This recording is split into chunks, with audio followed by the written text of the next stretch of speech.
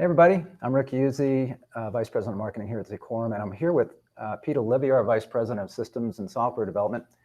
And we're here today to talk about some updates on TruVizion. We haven't done a What's New video in a while, and part of that's because of changing out some of the code and the front end of that, and we're now at a point where almost really everybody's going to be on that after this next update.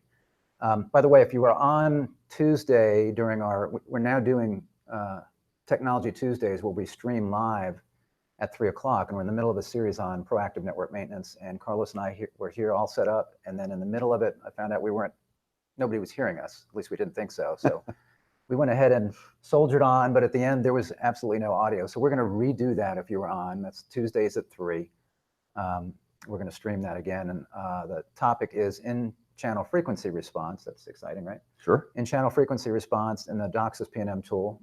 So subscribe to our YouTube channel if you're not already, and also if you're subscribed, or when you do subscribe, make sure that you ring the bell. There's a little bell in there, and if you ring that bell, that will then notify you anytime we are live or post a new video. So subscribe and then ring the bell, and you'll get notified whenever we're live or if we post a new video. So again, we're going to be talking about TruVizion today, and an upcoming update that's going to take place on Wednesday morning. Really meant Wednesday morning. 14th, I believe it's. Yeah. It's Wednesday. That's Wednesday? That's okay, Wednesday. Yeah, we'll be doing Wednesday. Or is it Tuesday? I think it's Wednesday. It's the 14th. He told me it was Wednesday, so it may happen Tuesday early. I don't know. It's the 14th. Now you got me all worried. Now we're confused. It's all good. Yeah. Anyway, we'll do it. We'll make sure we do it Wednesday if we don't. It'll be the 14th. So yeah. All right. So that update's coming, and again, over time we've been switching people over to a new front end, and we had a reason for doing that. Which some of you may have noticed if you tried to log into the old one and you got certain messages or error messages. But why don't you go ahead and tell a bit what we were doing there? You want a little background as to why? Yeah. Why did we make the changes and whatnot? Well, originally the old platform served us well for many years, but it was based on a technology from Adobe called Flex, and probably folks out there are using other tools that run into this. Storage providers used Flex, VMware had to change it.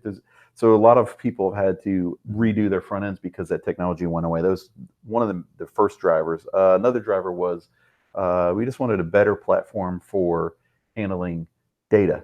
So we moved from a relational database structure to a big, NoSQL database, which gives you the ability to horizontal scale and do a lot more things data-wise and age it out. So there's some technological geeky, dorky development things that you want to do that in, and that's kind of the drivers that led us to that. It's kind of a technology refresh.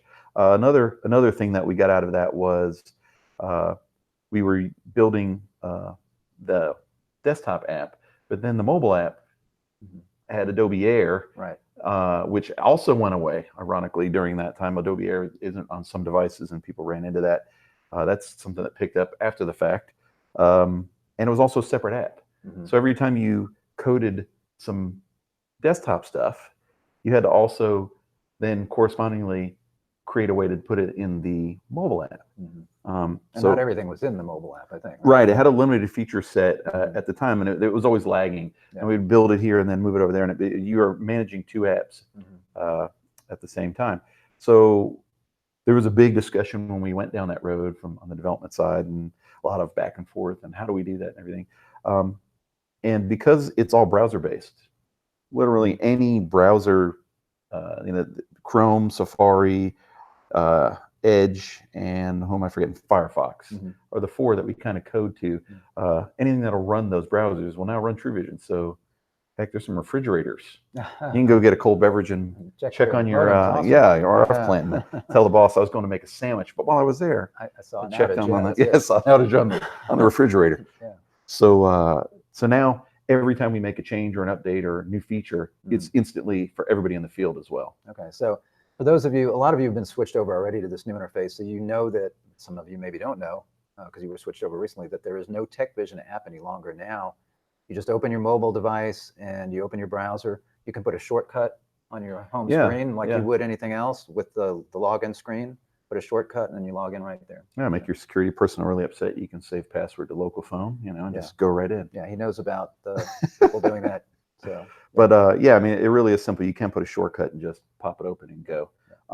And another thing a lot of people run into with those mobile phones is it auto sizes. We did a lot of work around small screens to make things show up properly on small screens, but it auto sizes.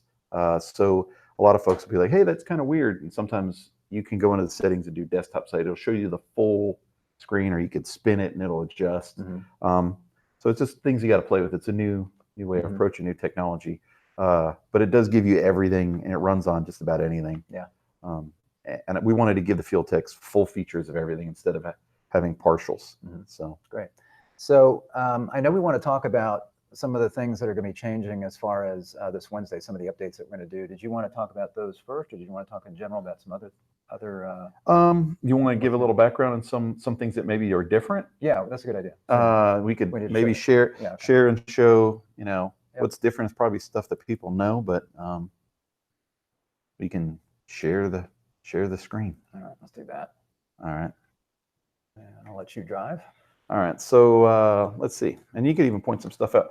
Navigationally, in the old Flix version we had, you would pop out a little button here to see things, but there's this little sandwich bar. It's what they call that, a sandwich navigation. You click on that, and it'll give you the list. Same kind of filters that you had in the past, where you could filter based on ducts, DSL, fiber to the whatever, fiber to the blah. And you'll notice, for some people may not notice, that we put these refresh buttons all over the place, so you can click it and it'll refresh a list. So if something changes, or CMTS or node changes, you can click there, it'll reload the whole bar.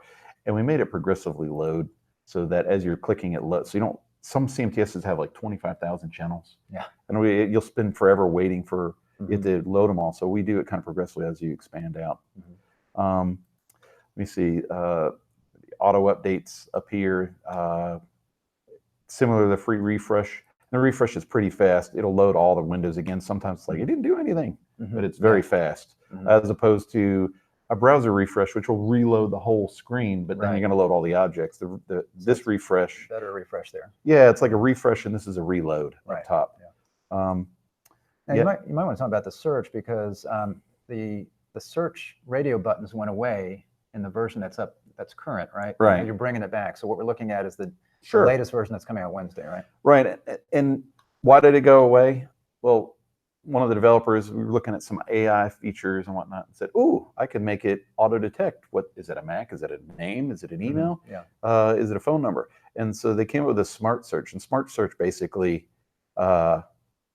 you type it in. So this was a MAC address, right? And I didn't have to pick MAC. It just knew MAC, and it went and found, there's the MAC. It went and found it because it's smart. There's some operators out there that don't necessarily follow the same patterns for customer information. And so a lot of this is number, and everything's a number. It didn't know, it would pull up the wrong one. They'd have to go into advanced, do it. So we return the buttons back if you want. You can select what it is, but it does remember in a cookie what you selected last time. I always use Smart Search now, just because I can type it in. If I'm typing in a name like Smith, it'll just go right to Smith. It doesn't. I don't have to pick. It's just type and go. Right. Some other things that are a little different in this. Probably the biggest change was the reporting. All the drill through reports. We had this concept that we wanted everything that we show, even if it wasn't a report in the past, it was like a drill through, you click to get there, that you can go and pick the report from the list and run it. It still drills through from where it was, but if I just want to go and look at online on offline modems or modem summary or whatever, I can just go right to it. So the reporting, actually probably more sense to go to look at an offline, right? I want to see offline modems. So let's just go see what I've got for offlines. And I can pick what I want. So you have that the ability to pick filters, and these cascade. In the new version, we actually improved some of that functionality, so it's a little bit more efficient. When I pick the CMTS, I only have one on this trial system, but it will update, it'll cascadingly update these. And you can pick whatever you want. Once you pick, you click run, and it goes gray until it reloads. It's doing it really fast. So I can't even, if you want to rerun it, so like you're offline, you want to rerun offlines, that was actually a feature we added. We used to just, hey, we're done, and we don't need to run it anymore. But over time, it might change. So the ability to run and export to a CSV or print print what's on the screen. Mhm. And everything in here is like a browser. You can copy, Right. paste. One of the things I like about the new version is I can open, if there are places where it's a link, I can open up A the new new tab. tab. I don't have to go away from the screen. Yep. And I can load up and pull up that customer's information. It's really a URL. You could give that URL to somebody and they'll find them. And let me say also that as people are seeing names and addresses in here, this is our trial version. So the names and the addresses are really fake. Yeah. In a sense, these modems are not actually where we say they're located, and these are not the actual people's names. Right. It's Right. kind of a made Yeah, up. it's dummy data we put in there, and you'll see a lot of there's a lot of dead devices in there that we've put in and taken out Right. that aren't there. I mean, that wouldn't be normal in a plant per se. Something else in here is the ability to switch between. So this guy's offline, but he has, on this account, there actually is other modems. So say you had a business or somebody that has multiple devices, I can switch between their devices. And this goes across types too. So if they had, say, a set-top box, set-top box capabilities. If they have the set-top view application, from us. Yeah, it would show up in there, but you see I hopped to another one. And again, refresh button on the screen. Let me see, what other major things I'm trying to think of. What else is different that you can remember from the old platform? Those are the main things, I think. Obviously, TechVision not being needed anymore was the major one, and then just some of that. Most of the, it's really the navigation. Of course, something that we added in this that we stopped development at some point in the old Flex system. So the OFDM tab, for example, the DOCSIS 3.1 stuff is, we don't have one on here. Right. I don't believe this system has a 3.1 modem on it, but there are, so what happened was we were building the new platform to move people over, and as we added new features, we added them in the new platform. So when people moved to the new platform, they got all these new features. Yeah, or something, in some cases, some of these things are licensed separately. So right. And then I think that's it. So did you want to go through some of the changes that are coming up on Wednesday? Sure. Actually, I can keep going because I know it's exciting. We had that one modem that we were looking at, right? You got your browser, so you can go back. I just smart search and it'll go. We'll go to this Sloan Golden. That in a DOCSIS 3 world, traditionally we had this. It's something that's coming up. It's an ongoing change that the old drill through would give you. In the old DOCSIS 2 world, they had one upstream, one downstream. But now in a 3.0 and a 3.1 world, you can bond multiples.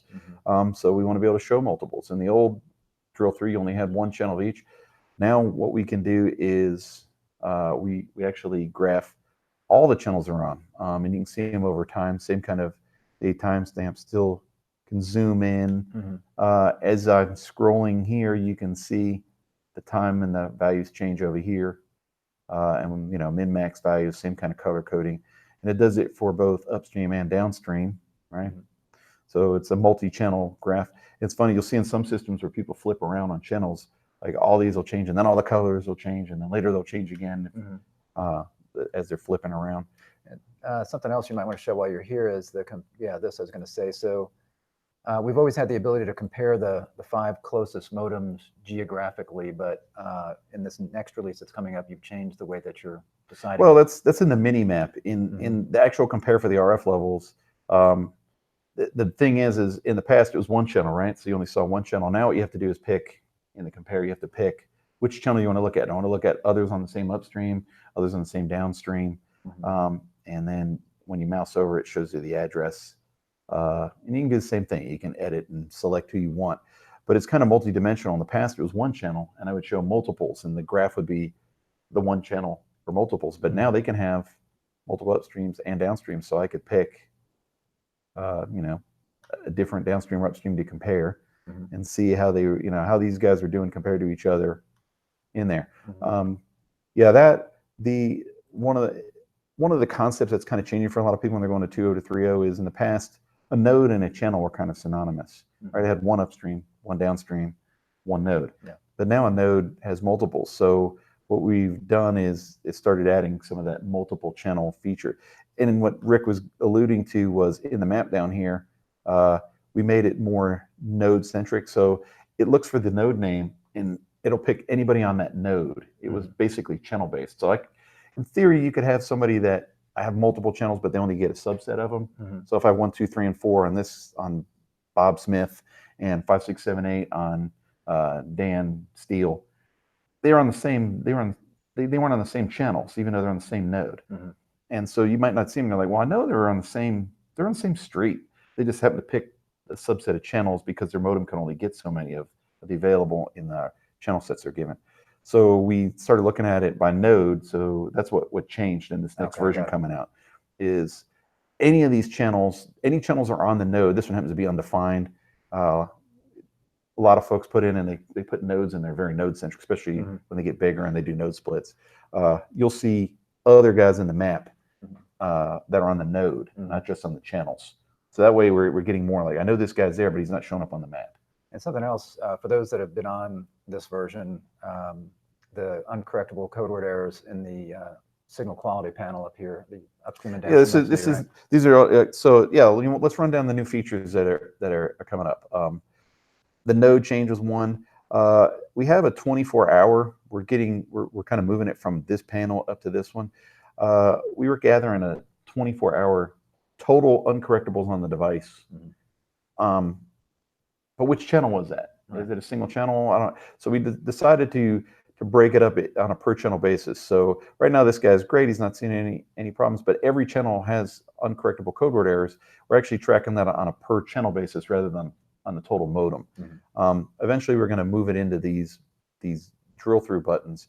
The 24-hour still lives on the communication panel, but we wanted to give a little bit more granular view, especially for some folks out there that have like 32 channels. They're giving them 32 downstreams. Which channel is having the problems? So we want to be able to give you a more granular view. And what we'll eventually do is move it from the communication panel completely with the historical graphs into the signal quality one. And this button here that has the multiple channels will replace the old single channel one. It's just we're adding features and value and everything. We're giving you both right now. Not everybody has this button enabled yet, but when we do move it, everybody will. I'm sure now I'm going to get a whole flood of calls. If somebody doesn't have it and they really want to see that now, ask your BAM. Reach out to us. It's a simple change to do that. It'll be beta. Yeah, I mean we have a significant portion. I'd say 70% of the base out there has it. So if you really want to see the multi-channel, something you want to see right now, let us know. We were kind of slowly putting it out there because it adds a whole bunch more data points. We wanted to see what the impact would be to the infrastructure and slowly bring it into play. And it's worked great, and we've tweaked it a lot. Put the min-max values, multiple channels, the compares. And let's see, we also have on the reports, you've added a node to the spectrum. Yeah, the spectrum tag. Like I said, we're starting to be more node centric. So did I print out? I don't know if I printed out what we added this one, but I made notes. These are notes of everything.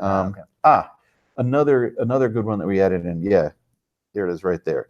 Is we added, going along the node centric line. Traditionally, we had modem status over here and code words over here. Well, we started divvying it up by node as well. So now folks that are node focused, that node matters to them more than channel, you can see modem status based on node. Like I said, this one only has one node in there, and then everybody else is undefined. But the same type of drill throughs that'll take you from offline, online, attempting. The only thing it doesn't have right now is the unauthorized. That was a report that didn't have a node filter on it. So we wanted to get it out quickly and not worry about, you can see unauthorized, it's right here. You can click there and see who they are. But if you're node centric and you want to see nodes, you can come to any one node and see who's online, offline on a node rather than just a channel. The node still mouses over on the old one, but this one aggregates that info into node so that you can drill through to node. You saw the uncorrectables. Something else we added is a lot of folks we're seeing, like if I put in Smith and I search, let me see if it gives me, I only have one Smith. How about Jones? Could only be one Smith. There's not one Smith. There's no Joneses. No Joneses. Don't keep up with the Joneses. Fake names. How about we just put an A in there? There you go. And get a list. Okay, so everybody's green. What we were seeing before, we filtered out the inactive devices. So if I click here, these are modems that were associated with the customer at one point. They might be in a truck, might have been pulled. I don't want to see them. We don't necessarily delete devices out of there. or customers out of there in case they come back one day. They have historical info. But a lot of people are seeing these gray ones and saying, why am I seeing these grays? Because we wanted you to be able to see it. So, and they were like, that's their old device. Do I have one in here? Yeah, like here you go, Allison Wyatt. Change your device, same address as the old device as the new one. Those are inactives. It might be in a truck somewhere. By default, I'm filtering out the inactives. You still see online, offline attempting, which is pretty much what most people want to see. We could have just filtered it out, but I know there's some folks out there that use some of this for inventory, that they can still find that device and it'll still show up if you search for it. But when you do a basic search, we filter out the inactives. If you want to see them, check the box. They'll come back. Most people just want to see the active ones. Right. And this will make marketing happy. We added a feedback button. Oh yeah. Right. And if I click on that, I don't know if this has Outlook or anything on it. Probably not. You click on that, it'll launch a mail to trigger that will pull, open up in your mail to assigned Outlook, Thunderbird, whatever your mail client is, Eudora. I don't know. Gonna show my age now. Really, right? Go back and we'll pull up a green screen and really show some stuff. But it's a feedback icon that came up. Like you said, the nodes were on there. We added address line 2 to the RF reports. Some people were putting apartment in address line 2 and they get to apartment complex and they wanted to sort by the apartment number. It wasn't shown on the screen. So we included apartment number in the search list so that when you sort by address, it'll sort based on apartment number as well. And we talked about the closest 25. Some other things that people may not know about. Oh, you got it. It's not on here. Maybe it's blocking it. Maybe your filter's blocking it. I don't know why it doesn't show up on here. We have an international option. It's not on here for some reason. I saw that on my phone when I was looking at it. Where you can do a different language. Now some pop-up blockers, or maybe that's what this icon is. I don't know. But at the bottom, if on mine I use Ghostery to filter out some tracking stuff, and it'll block that. So if you want international and you want to see it, we have a language setting where you can go in there and change it to. We picked a whole bunch: Spanish, French, you name it, Portuguese, Japanese, Mandarin. And what it'll do is it's actually a Google Translate. It'll take the feed and translate it to local language for folks that maybe the primary language isn't English, or you might be somewhere where there's some French speakers or Spanish speakers that are there and they work, and that might be their primary. They can use the same application and just select, say, Spanish, and then everything will be translated into Spanish for them. Anything else to show? There's some other items that we've added over time for anybody that's doing dual stack. Okay. Traditionally, we've had all these IP addresses in IPv4. If you have multiple IPs, you're doing dual stack, it'll show both IPv4 and IPv6 on here. You can ping those and do all the things you would do on those addresses. For ARIS devices now, in this new version, you're able to actually, for those that may have problems talking to the MTA, you can pull data, a good subset of data off the cable modem itself for ARIS. ARIS moved that from the MTA to cable modem, and I think over time that's where they're headed. They kind of did that with Wi-Fi years ago, where you can, if you don't have MTA access from TruVision, it can still get some things off the cable modem. We talked about Smart Search, the multi-level drill down, the refresh button. And we don't have any ONTs on this screen, but we've done a lot of new alerting. We added CPE information for ONTs, and we added more alerting on the screen, red, yellow, green, for various services and optical levels.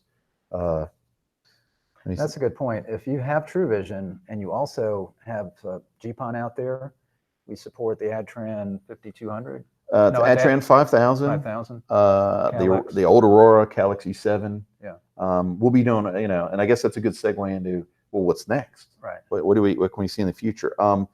More fiber.